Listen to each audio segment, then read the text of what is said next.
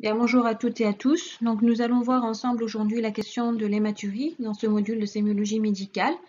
Les objectifs de ce cours seront tout d'abord de savoir reconnaître une hématurie, ce qui correspond à sa définition. Ensuite, de la distinguer de ce qui n'est pas une hématurie. Et puis, principalement, de distinguer une hématurie d'origine néphrologique d'une hématurie d'origine urologique. On va voir que les causes sont radicalement différentes et qu'on peut avoir des éléments sémiologiques d'orientation vers ces deux grands cadres nosologiques d'hématurie. Donc ici, vous avez deux images d'hématurie macroscopique. Donc une hématurie macroscopique, comme vous le voyez ici, ce sont des urines rouges par la présence de sang. Donc l'hématurie est définie comme cela, la présence de sang au niveau des urines. Elle peut être macroscopique, c'est-à-dire visible à l'œil nu, tel que vous pouvez le voir ici, mais elle peut être également microscopique, c'est-à-dire que l'urine apparaît à l'œil nu d'aspect normal, mais la présence de globules rouges, ici en l'occurrence, va être détectée par la bandelette urinaire. Donc vous voyez ici la technique de dépistage d'une hématurie par la bandelette urinaire. Donc on demande au patient d'uriner dans un gobelet propre avec cette bandelette urinaire que vous voyez ici sur la droite, elle va être trempée dans ses urines et relue à 1 minute. Donc vous voyez ici qu'il y a différents carrés qui correspondent en fait à la détection de différentes substances qui sont présentes de façon physiologique ou pathologique au niveau des urines. Donc ici, par rapport aux globules, par rapport à la présence de sang, pardon, donc vous allez avoir au bout d'1 minute, s'il y a présence de sang, ce carré qui va passer d'une couleur jaune à une couleur verte plus ou moins foncée en fonction de l'abondance de cette hématurie. Lorsqu'il existe une hématurie microscopique, donc lorsque vous la dépistez à la bandelette urinaire, il faudra la confirmer par un examen cytologique. Donc, cela se fait au moyen d'un examen cytobactériologique des urines avec un temps cytologique. Donc, il va y avoir un prélèvement d'un millimètre cube d'urine qui sera examiné au microscope et le nombre de globules rouges sera comptabilisé. Et ceci correspond à la définition de l'hématurie. Donc, une hématurie, c'est la présence de sang dans les urines avec au moins 5 à 10 globules rouges par millimètre cube. Alors, selon les ouvrages, il peut y avoir un seuil de 10 hématies par millimètre cube, mais en tout cas, physiologiquement, il y a moins de 5 hématies par millimètre cube, c'est-à-dire à l'état normal. L'urine ne comprend pas de sang, pas de globules rouges, ou en tout cas, moins de 5 éléments par millimètre cube. Donc, l'hématurie est définie par la présence de sang dans les urines qui sont émises lors d'une miction. L'hématurie est donc macroscopique, c'est une hématurie qui est visible à l'œil nu. Et l'hématurie microscopique, ce qu'on vient de dire à l'instant, elle est définie par la présence de 5 à 10 globules rouges par millimètre cube et c'est toujours à confirmer par un examen cytobactériologique des urines. Auparavant, il y a quelques années, on utilisait le compte d'Addis-Hamburger, ce qui permettait de calculer, en tout cas de comptabiliser le nombre d'hématies leucocytes par minute. Donc, il y avait une notion de débit avec un seuil pathologique de 10 000 hématies par minute, mais il n'est plus utilisé en routine. Actuellement, l'hématurie microscopique est dépistée à la bandelette et confirmée par un examen cytobactériologique des urines, surtout le temps cytologique qui permet justement le compte des globules rouges par millimètre cube. Il est très important de distinguer une hématurie d'une fausse hématurie, ce qui ne correspond pas à une hématurie. Le principal diagnostic différentiel, ça va être les hémorragies de voisinage. Donc à ce moment-là, c'est un écoulement de sang et non pas la présence de sang dans les urines au moment de la miction. Donc vous avez différentes situations. La première, c'est l'urétroragie. Donc l'urétroragie, c'est l'écoulement de sang de l'urètre. Généralement, c'est à l'occasion de circonstances traumatiques. Et vous le voyez ici, c'est en dehors de toute miction. Alors bien entendu, si le patient a eu un traumatisme et qu'il y a une rétroragie et qu'il urine, bien sûr, l'urine va être mêlée de sang, mais ça ne correspondra pas à la définition d'une hématurie. Vous avez l'autre situation qui correspond au saignement d'origine gynécologique chez la femme, donc les menstruations ou les métroragies, qui peuvent se mêler aux mictions et donc donner ce qu'on appelle une fausse hématurie, puisque l'origine de ce sang ne provient pas donc des urines, mais bien des organes de voisinage, donc d'origine gynécologique. Vous avez une deuxième situation qui est la coloration des urines. Alors cette coloration rouge des urines qui peut donner l'impression d'une hématurie, Ça peut être à l'occasion de prises médicamenteuses. Là, les médicaments sont bien décrits. Vous avez certains antibiotiques tels que la rifampicine ou le métronidazole. Vous avez également la vitamine B12 ou bien la salazopyrine. Donc à ce moment-là, il est important de poser la question au patient de savoir quels sont les médicaments que le patient prend pour penser peut-être à une coloration rouge des urines. Mais à ce moment-là, il n'existe pas de globules rouges au niveau des urines et si vous faites une bandelette urinaire, eh bien la bandelette urinaire sera négative. Les urines peuvent également être colorées par certains aliments tels que la betterave ou bien certains fruits tels que les mûres.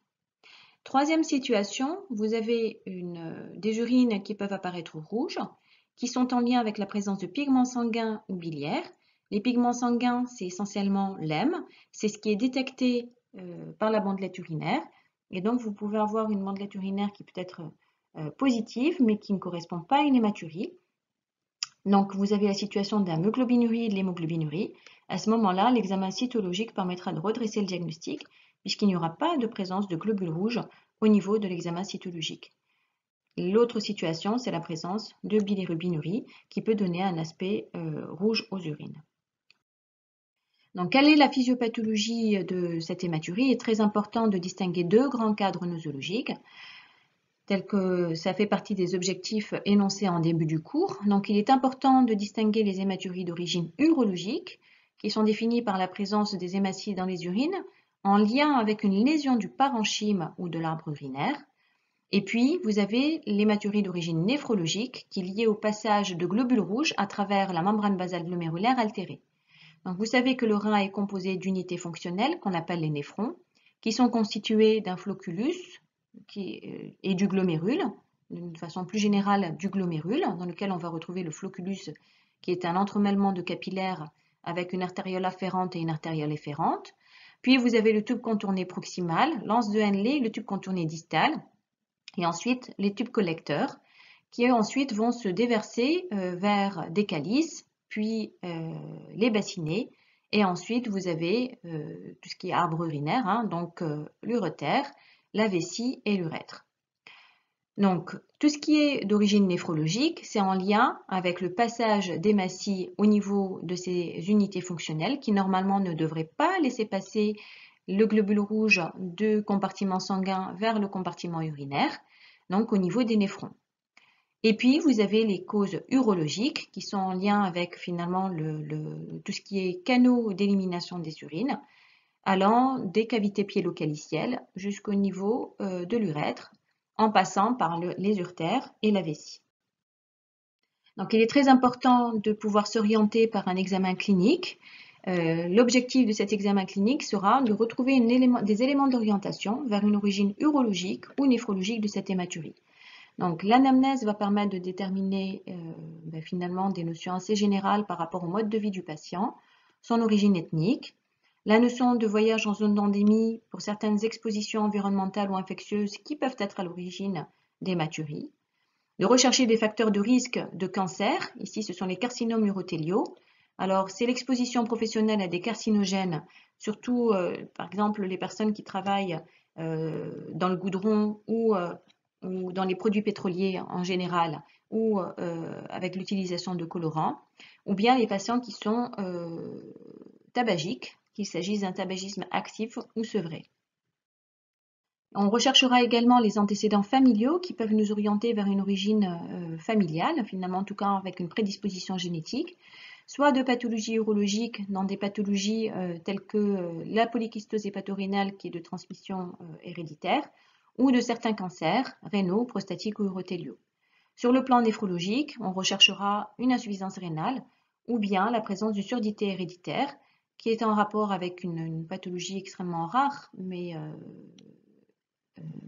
dans laquelle l'hématurie est constante, donc dans laquelle c'est le syndrome d'Alport qui associe une hématurie, en tout cas des épisodes paroxystiques d'hématurie parfois macroscopique sur un fond d'hématurie microscopique permanente, avec une surdité et des anomalies ophtalmologiques de type cataracte.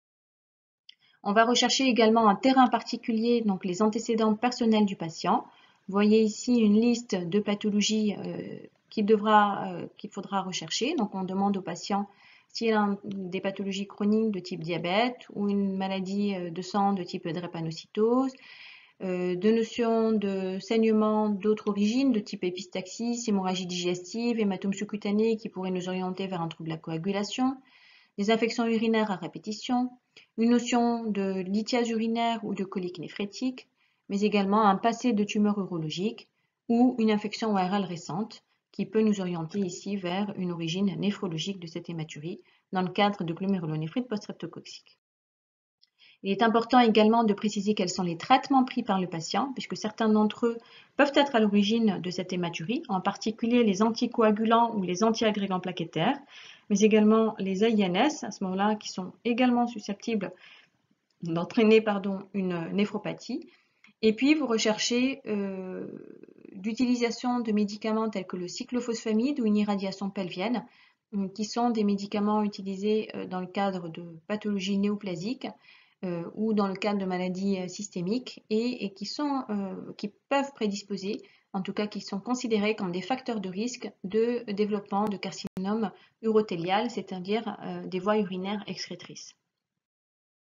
Donc ça, c'est des éléments d'interrogatoire finalement qui sont recherchés de façon systématique, le mode de vie, l'origine ethnique, la notion de voyage, les antécédents personnels et familiaux du patient et la prise de médicaments. Mais il est important de préciser les circonstances de découverte de cette hématurie.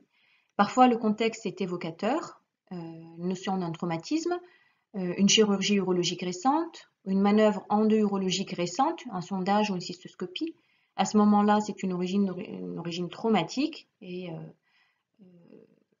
donc le contexte est très évocateur. Ça permet également de s'orienter vers ce qui n'est pas une hématurie, en particulier par exemple lorsque un patient est sondé de façon traumatique, ça peut être finalement une urétroragie. Est-ce qu'il s'agit d'un premier épisode ou d'une récidive? La date de survenue de cette hématurie et puis finalement depuis quand cette hématurie évolue. Donc les caractéristiques de l'hématurie, et là c'est fondamental, c'est ce qui va permettre de déterminer si l'hématurie est d'origine urologique ou néphrologique. Lorsqu'il existe des caillots sanguins qui sont en lien avec la coagulation du sang, ça va nous orienter vers une origine urologique. Pourquoi? Parce que dans les saignements d'origine néphrologique, le rein produit une enzyme anticoagulante qui est l'urokinase.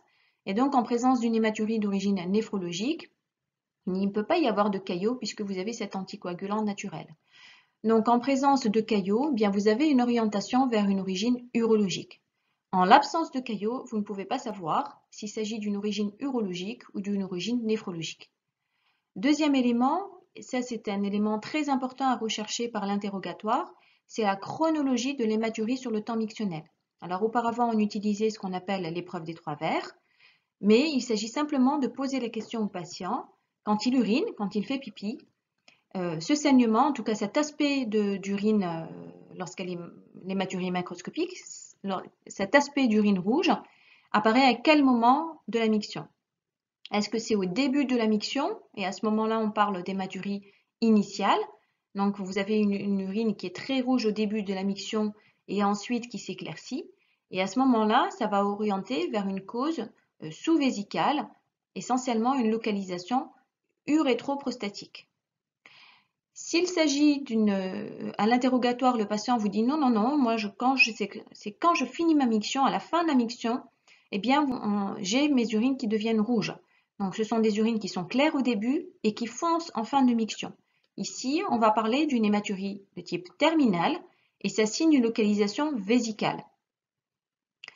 Ensuite, vous avez la troisième possibilité où le patient vous dit non, moi c'est rouge tout au long de la miction, du début à la fin. À ce moment-là, ceci peut ne pas avoir de valeur localisatrice puisqu'elle peut être aussi bien d'origine rénale, mais elle peut également être d'origine vésicale ou urétroprostatique lorsque l'hématurie est abondante. Donc, on va penser à une origine rénale, mais il faut savoir que d'autres localisations sont possibles lorsque l'hématurie est totale sur la durée entière de la miction. Donc voici l'épreuve des 3 verres. Donc théoriquement, en fait, on devrait donner au patient 3 verres, le faire uriner, et tout au long de la miction, le patient va uriner dans le premier, deuxième et troisième verre. Et on va voir si l'urine est plutôt foncée au début de la miction et à ce moment-là, c'est une hématurie initiale. À la fin de la miction, c'est plutôt une hématurie terminale. Ou si la coloration est homogène tout au long de la miction, à ce moment-là, on parlera d'une hématurie totale. L'hématurie initiale oriente vers une origine sous-vésicale, je le répète, donc urétroprostatique, et l'hématurie terminale va plutôt nous orienter vers une origine vésicale. On recherchera également les signes fonctionnels urologiques qui peuvent avoir une valeur d'orientation, de type polachyurie ou dysurie. Polachyurie, c'est le fait d'avoir tout le temps envie de faire pipi et de faire des toutes petites quantités d'urine à chaque fois.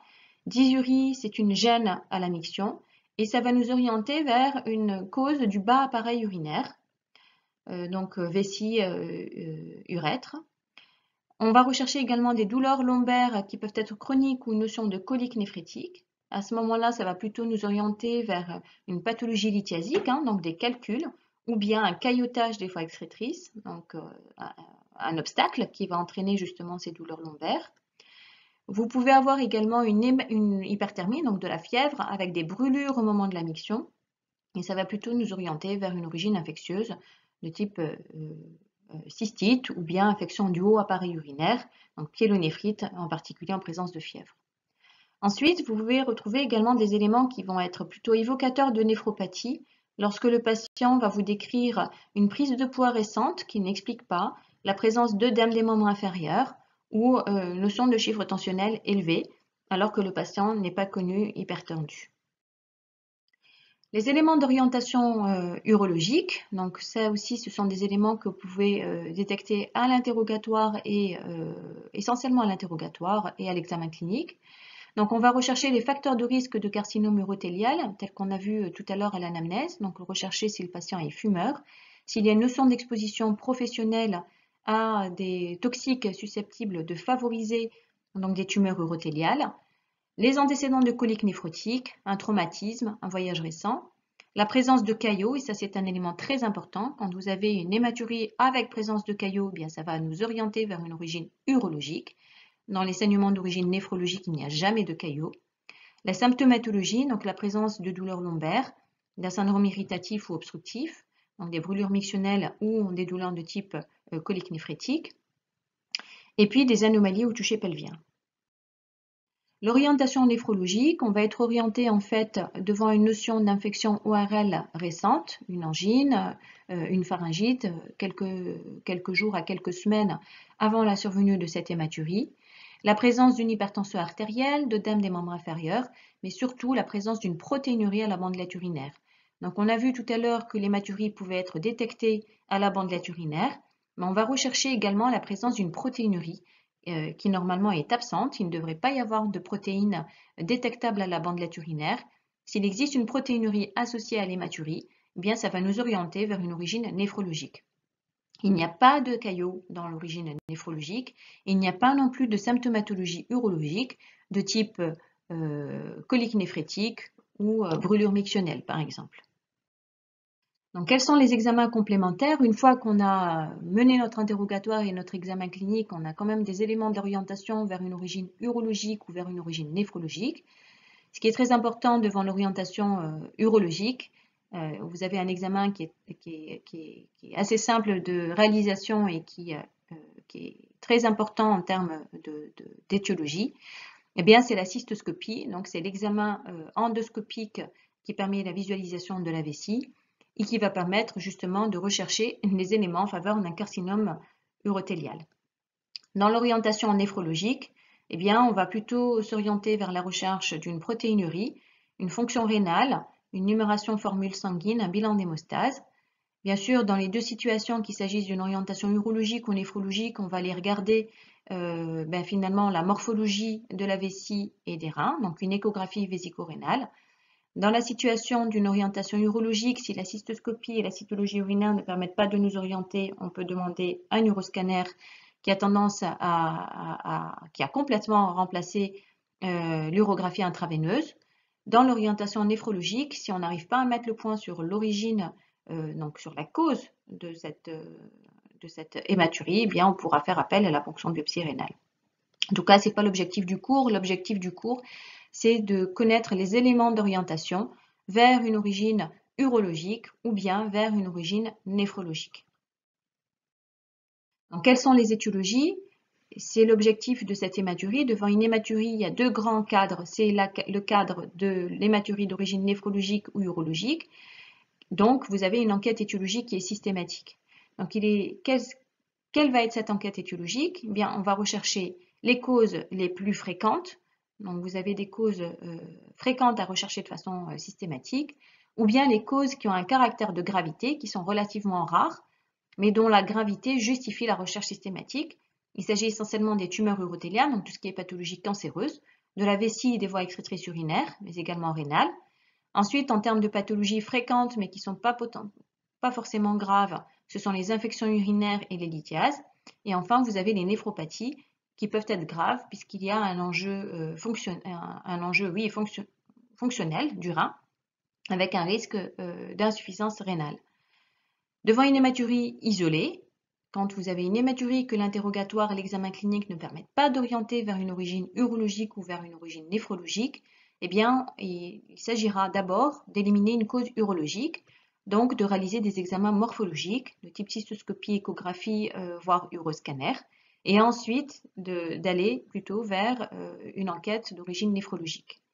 Un traitement anticoagulant peut favoriser une hématurie, mais il n'est jamais à considérer comme responsable de première intention. Cela veut dire que chez un patient sous anticoagulant, ok, c'est un facteur de risque de survenue d'une hématurie, ils peuvent être à l'origine de cette hématurie, mais ce n'est pas parce qu'il est sous traitement anticoagulant que l'origine de cette hématurie est forcément liée à ce traitement anticoagulant.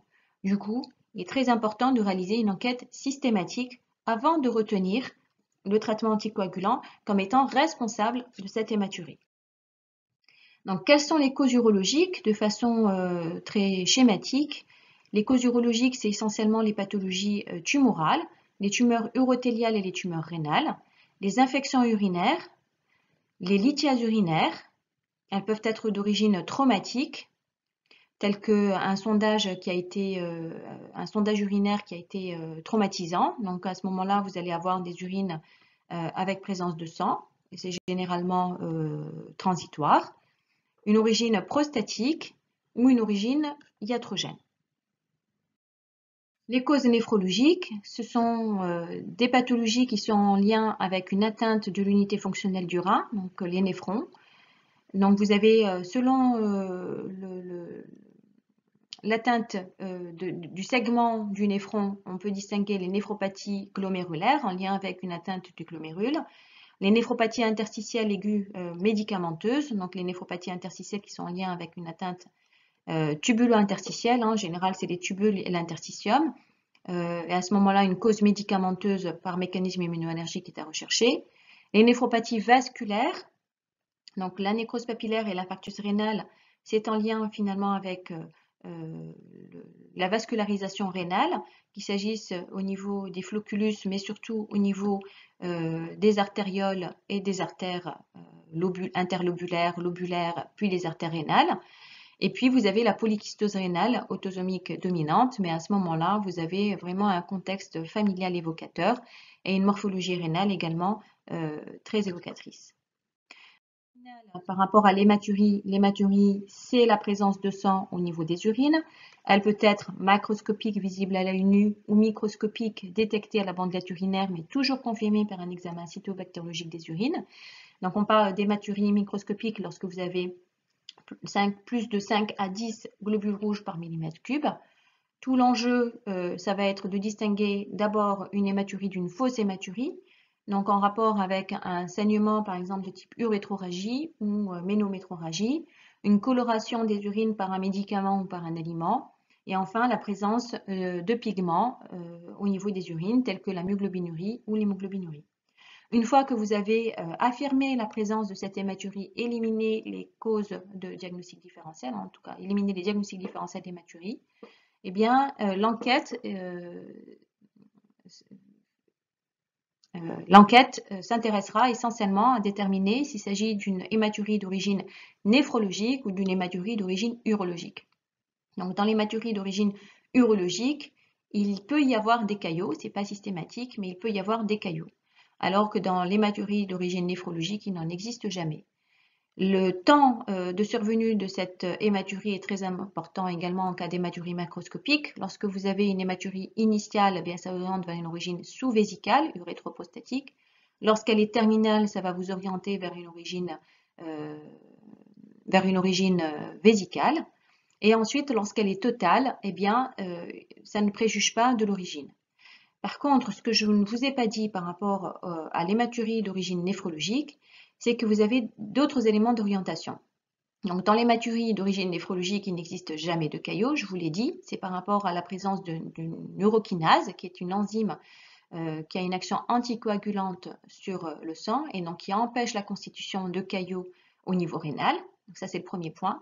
Ensuite, lorsque vous allez faire un examen cytologique, eh bien, vous allez retrouver soit des hématies qui sont déformées, ce qu'on appelle des incanthocytes, qui sont en lien avec le passage de ces globules rouges au travers de la membrane basale glomérulaire et qui va les déformer complètement, ou bien la présence de cylindres hématiques. Les cylindres d'hématie, c'est en fait des colonnes d'hématie qui vont prendre finalement, qui vont être moulées au niveau des tubules et qui vont donner cet aspect caractéristique qui se voit au niveau des hématuries d'origine néphrologique. Et troisième point, dans les hématuries d'origine néphrologique, eh bien, elles s'accompagnent souvent d'une protéinurie, je vous ai dit, qui est pathologique, qui normalement n'est pas détectée à l'état physiologique. Et la présence d'une protéinurie associée à une hématurie va vous orienter vers une origine néphrologique, surtout lorsqu'elle s'associe à des cylindres d'hématie ou à des incanthocytes, qui sont des globules rouges avec un aspect hérissé, donc une déformation des globules rouges. Donc, une fois que vous avez eu cette orientation, bien, les examens complémentaires vont dépendre de cette orientation urologique ou néphrologique. Et finalement, les étiologies vont être très différentes. Dans l'origine urologique, vous allez avoir essentiellement les tumeurs urothéliales, tout ce qui est pathologie cancéreuse, des voies excrétrices ou des reins, les lithiases, les pathologies infectieuses. Et dans les causes néphrologiques, il va s'agir essentiellement des néphropathies, donc les syndromes néphrologiques, donc les néphropathies glomérulaires, interstitielles ou vasculaires. Voici quelques références bibliographiques desquelles ont été tirés ce cours et je vous dis à bientôt.